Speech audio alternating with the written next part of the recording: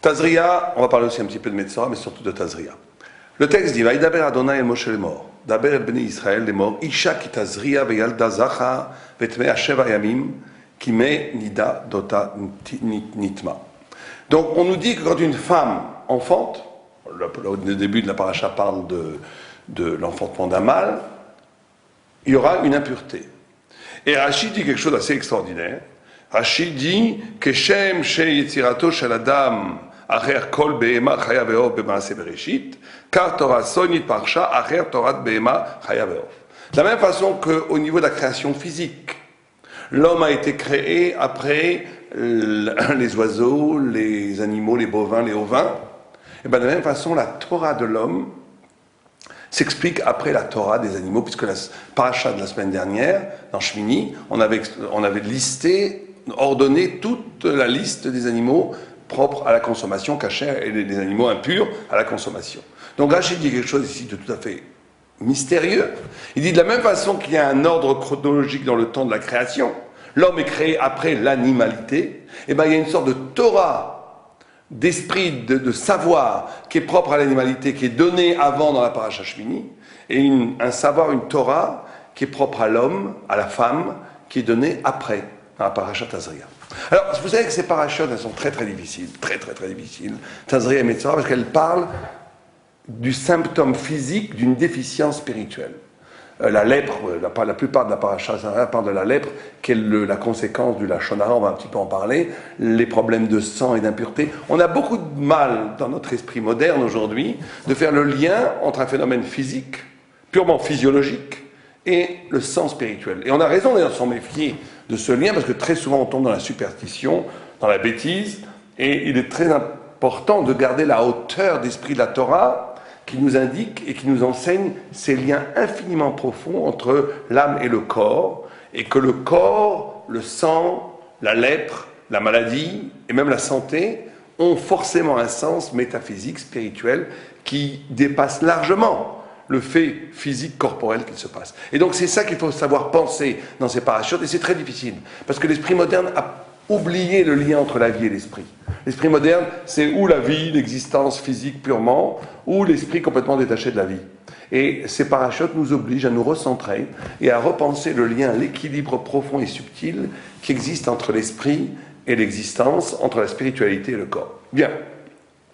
Mais revenons à ce que nous dit Rashi. Rashi nous dit donc qu'il y a un sens. Donc, on nous enseigne déjà quelque chose d'extraordinaire, où on nous dit que l'homme apparaît dans un monde qui existe déjà avant lui, puisque Dieu a déjà créé le monde végétal, animal, minéral. Et l'homme est créé à partir d'un monde qui existe déjà, qui a ses propres lois. C'est ça qui est extraordinaire dans Rashi. La nature, l'animalité a une loi même spirituelle, une loi thoraïque. Et l'homme va naître au cœur de cet univers avec des lois animales, et on va dire ce qu'il va différencier l'homme de l'animal, c'est sa capacité de créer, de générer, d'accepter des lois humaines qui différencient de la loi de la nature. C'est ce que nous dit Rashi. Rashi dit que c'est ça l'homme. L'homme, vous savez que toute la philosophie moderne a toujours voulu voir l'homme, a toujours tendu à voir l'homme comme un élément du monde. Un élément du monde non différencié ontologiquement, essentiellement, de l'animal ou de la nature. Ce que la Torah pose ici, c'est qu'il y a une différence radicale. L'homme naît au cœur d'un monde naturel, mais dans cette naissance même, lui est livré tout un îlot de lumière, de loi qui lui est propre, qui n'a aucun rapport avec la nature. On va donner des exemples très concrets, parce que c'est très important dans nos vies. Prenons l'exemple, par exemple, tu ne voleras point. Vous savez qu'énormément de philosophes, Locke, Hume, Machiavel et d'autres, ont dit que pourquoi est-ce qu'il y a une loi humaine? Tu ne voleras point, tu ne tueras point. C'est parce que si je vais voler l'autre, on va me voler moi. Donc je ne vole pas pour me protéger, j'accepte la loi de l'État de ne pas voler, parce que si je vole, alors on va aussi me voler. Donc pour avoir la paix sociale, je ne vole pas. Pourquoi je ne tue pas? Parce que si je tue, c'est-à-dire que la violence est autorisée, donc je suis menacé, je suis en danger, on va me tuer moi-même. Donc vous comprenez, ça c'est une loi complètement animale. Nous on dit tu ne voleras point, c'est parce que le vol, c'est pas, tu ne voles pas parce qu'on ne va pas te voler. Tu voles pas parce que Dieu a donné à chacun ce qu'il doit avoir. Et voler, c'est transgresser ce sens qu'il y a dans le monde, où Dieu donne à chacun ce qu'il doit recevoir. Et donc, il y a deux façons d'exister et de vivre la loi. On peut avoir quelqu'un qui va respecter toutes les lois, Mais il va le faire de façon complètement animale, parce que la source, la motivation du pourquoi il fait les lois, c'est complètement physique, complètement matériel. Il ne donne pas un sens métaphysique, spirituel, infini, à la portée de cette loi. Or, c'est ça être homme. Être homme, c'est d'introduire une dimension dans la vie qui n'a aucun rapport avec la nature. Et donc, tant qu'on voudra réduire l'homme à une des facettes, même la plus élaborée, la plus sophistiquée du monde de la nature, on reste un animal. Et être juif, c'est de rompre avec l'animalité. Ça, c'est le premier enseignement de la paracha. Le deuxième, c'est qu'on nous dit que qu'est-ce qui différencie, si on réfléchit encore sur ce Rashi, entre l'animalité et l'humanité?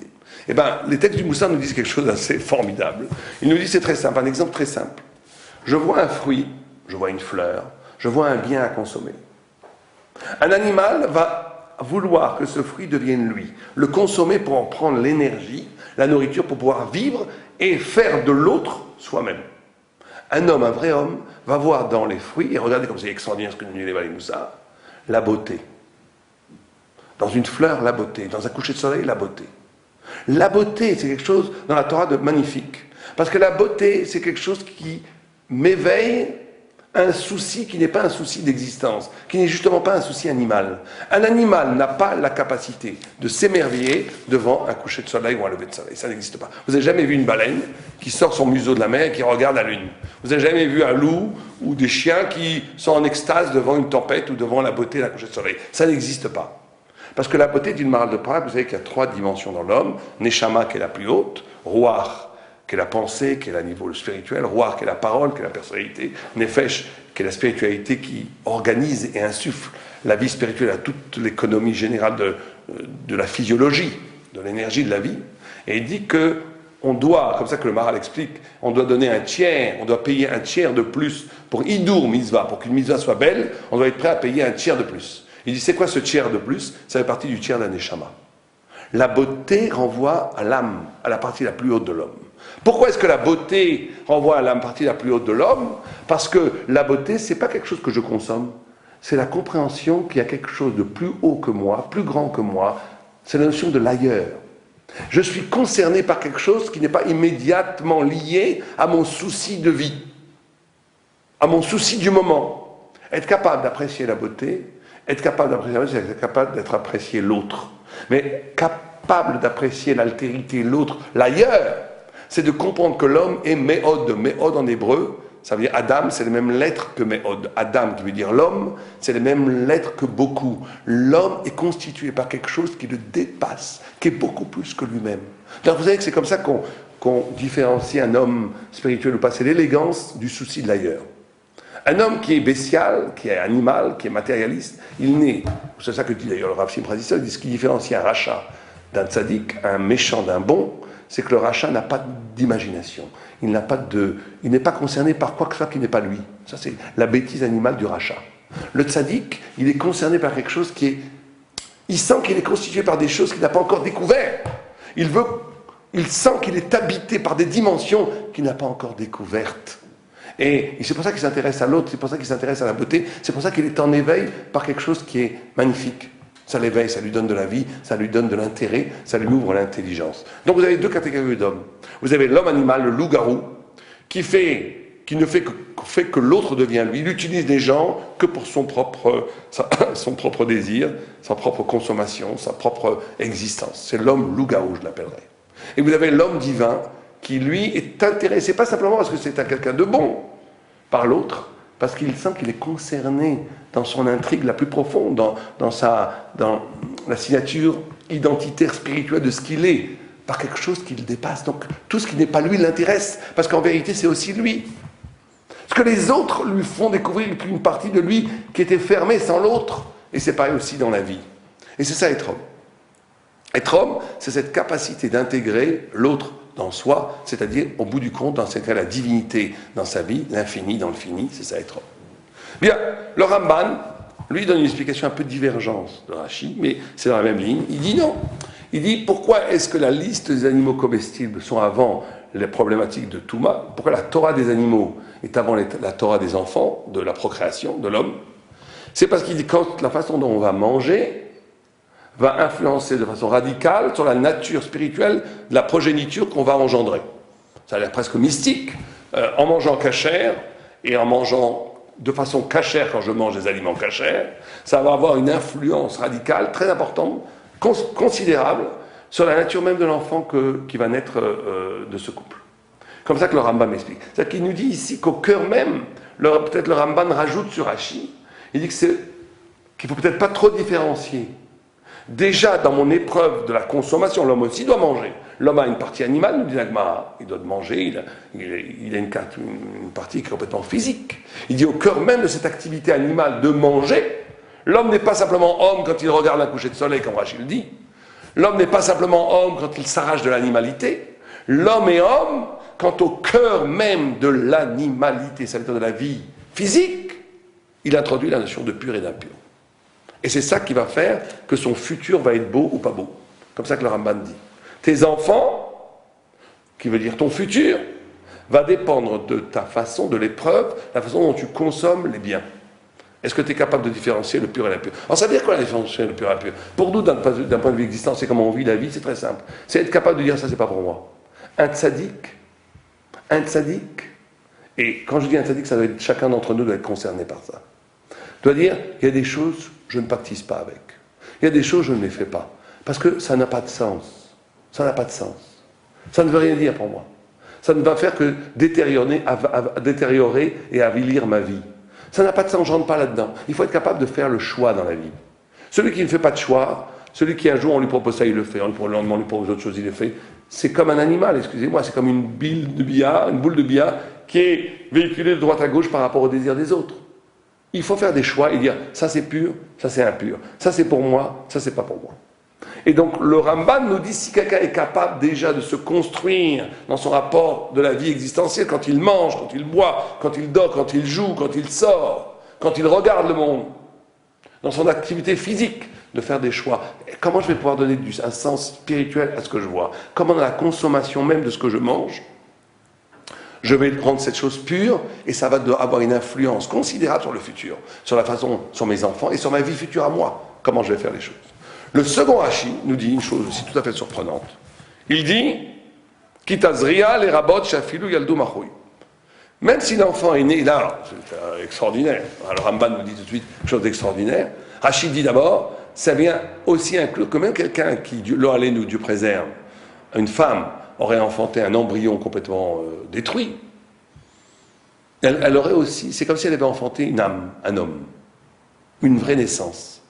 Et le Ramban dit parce qu'il n'y a pas, il dit une phrase frémissante, moi quand j'ai lu cette phrase j'ai frémi, il dit parce qu'il n'y a pas de manifestation de la vie, la plus petite soit-elle, sans âme.